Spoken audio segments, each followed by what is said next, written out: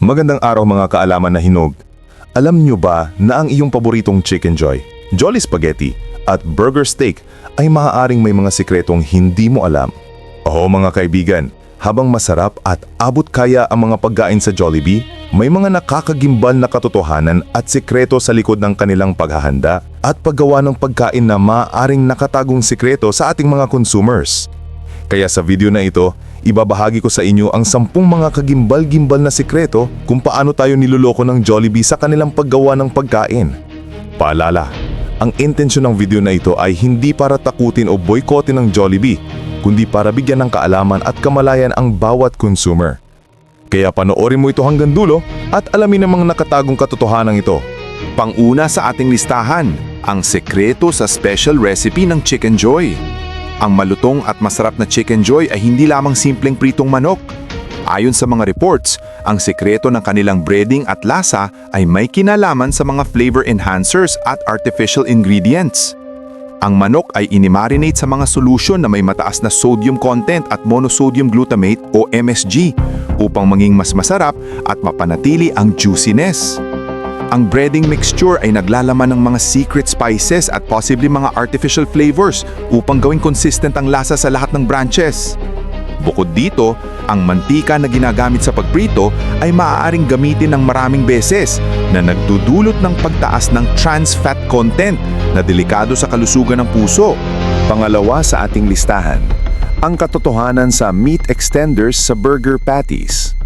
Ang mga burger patties ng Jollibee, lalo na ang Yum Burger at Burger Steak, ay maaaring naglalaman ng meat extenders tulad ng soy protein at breadcrumbs upang mabawasan ang halaga ng tunay na karne. Ang mga extenders na ito ay mas mura kaysa sa pure beef na nagpapababa ng production cost at nagpapataas ng profit margin. Ang lasa at texture ng pure beef ay ginagaya sa pamamagitan ng mga artificial beef flavors at texture enhancers. Kaya kahit mukhang mura at sulit ang burger, ang totoo ay mas maliit ang bahagi ng tunay na karne kaysa sa inaakala mo. Pangatlo sa ating listahan, ang paggamit ng processed cheese sa cheesy dishes. Ang mga produktong may keso tulad ng cheesy Yum Burger at cheese stick ay gumagamit ng processed cheese product imbes na tunay na keso. Ang processed cheese ay gawa sa mga pinagsamang keso, milk solids, emulsifiers at artificial colors. Ito ay mas mura at mas matagal ang shelf life kumpara sa natural cheese. Ang orange-yellow na kulay ng cheese sauce ay malamang nagawa sa artificial food coloring tulad ng annatto o yellow number 6. Kaya ang masarap na cheesy flavor na iyong nalalasahan ay maaaring resulta ng mga chemical at artificial ingredients imbes na natural na keso. Pang-apat sa ating listahan, ang portion control at shrinking size ng mga produkto. Mapapansin mo na sa pagdaan ng panahon, ang laki ng mga produkto tulad ng Yum Burger at Chicken Joy ay tila lumiliit. Ito ay tinatawag na shrinkflation, ang pagliliit ng portion size habang nananatili o tumataas ang presyo. Ang mga fries at drinks ay may standardized serving size na mas maliit kaysa sa iniisip mo. Ang mga crew ay sinanay na magbigay ng eksaktong portion upang mabawasan ang food cost at mapataas ang kita. Kaya kahit mukhang sulit ang presyo, ang totoo ay mas kaunti ang nakukuha mo kumpara noong mga nakaraang taon. Baka naman po, total wala namang kinikita ang channel namin. Baka po kahit sa pag-like lang po dito sa video at subscribe, okay na po. Maraming salamat po.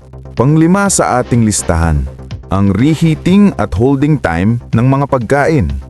Upang mapanatili ang mabilis na serbisyo, ang Jollibee ay nag-pre-prepare ng malalaking batch ng pagkain at inilalagay ito sa heating trays at warmers. Ang mga pagkain tulad ng Chicken Joy at French fries ay maaaring nakahold ng ilang oras bago iserve. Ang matagal na holding time ay nagdudulot ng pagbaba ng nutritional value at maaaring magdulot ng bacterial growth kung hindi properly maintained ang temperatura. Ang French fries na nakahold ng matagal ay nagiging malambot at nawawalan ng crispiness. Kaya posible na ang iyong kinain ay hindi sariwa at matagal nang niluto. Pang-anim sa ating listahan, ang paggamit ng powdered mixes at pre-made sauces. Ang ilang sauces at soups, tulad ng gravy at sopas, ay gawa sa powdered mixes na hinahalo lamang sa mainit na tubig. Ang mga powdered mixes na ito ay naglalaman ng mga preservatives, flavor enhancers at artificial ingredients. Ang gravy na sinasabing gawa sa drippings ng manok ay maaaring gawa sa chicken-flavored powder at thickeners. Ang same practice ay ginagawa sa iba pang sauces at soups upang mapanatili ang consistency at lasa sa lahat ng branches. Kaya ang homemade na lasa na iyong nalasahan ay maaaring gawa sa mga prepackaged at artificial na sangkap. Pang-pito sa ating listahan, ang mataas na sugar at artificial colors sa Jolly Spaghetti. Ang Jolly Spaghetti ay kilala sa tamis at matingkad na pulang sauce.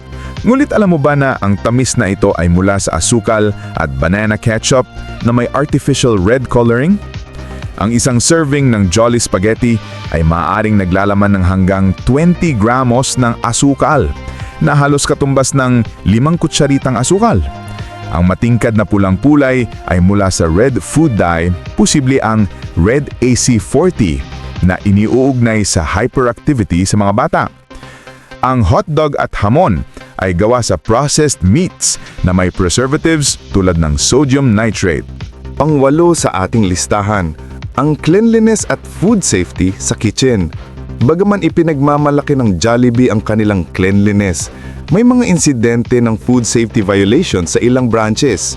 Ayon sa mga reports, may mga kaso ng cross-contamination, improper storage, at hindi sapat na paglilinis ng cooking equipment. Ang mga frying oil ay maaaring hindi palaging pinapalitan at nare-refill lamang na nagpapataas ng level ng carcinogens. Ang mga kitchen staff ay maaaring nagmamadali at nagkakamali sa food handling dahil sa mabilis na operations. Kaya mahalaga na maging mapagmatsyag at magreklamo kung may nakita kang hindi malinis na practice. Pang-siyam sa ating listahan, ang marketing strategy at visual deception. Ang mga larawan ng pagkain sa menung pagkain at nakikita mo sa advertisements ay ginagawa ng food stylists upang gawing kaakit-akit. Ang Chicken Joy na nakikita mo sa poster ay maaaring kinulayan ng soy sauce at brown food coloring upang maging mas malutong ang itsura. Ang burgers ay may fake cheese at props upang mukhang mas malaki at mas masarap tingnan. Ang mga actual na servings ay hindi kasing ganda ng mga nasa larawan. Ito ay isang marketing strategy upang maengganyo ka na bumili. Ngunit madalas ay nabibigo ang expectations. Yung tipong ang daming mayonnaise pero pagbuklat mo sa burger mo, napakatuyot. At ang pang-10 sa ating listahan, ang health claims at nutritional information. Ipinagmamalaki ng Jollibee ang ilang healthier options tulad ng salads at grilled chicken. Ngunit ang totoo ay ang mga ito ay maaaring may hidden calories, fats at sodium. Ang salads ay sinasabing healthy, ngunit ang dressings at toppings ay maaaring puno ng asukal at preservatives. Ang nutritional information ay hindi laging available o mahirap hanapin. Ang mga claims tulad ng 100% beef o all-natural ay maaaring exaggerated o technically true lang sa specific na kahulugan. Kaya mahalaga na maging kritikal at mag-research bago maniwala sa mga health claims. Mga kaalaman na hinog. Ang Jollibee ay isang negosyo na ang pangunahing layunin ay kumita. Habang wala namang direktang panloloko, ang mga practice na ito ay bahagi ng kanilang operasyon upang mapanatili ang low cost at consistency. Ang pagiging aware ng mga sikretong ito ay makakatulong sa inyo na maging mas matalinong consumer. Okay lang kumain sa Jollibee paminsan-minsan, ngunit mabuting malaman ang mga katotohanan sa likod ng iyong mga paboritong pagkain. Ibahagi ang video na ito sa inyong mga mahal sa buhay upang sila rin ay maging impormado. Maraming salamat po at God bless po sa ating lahat.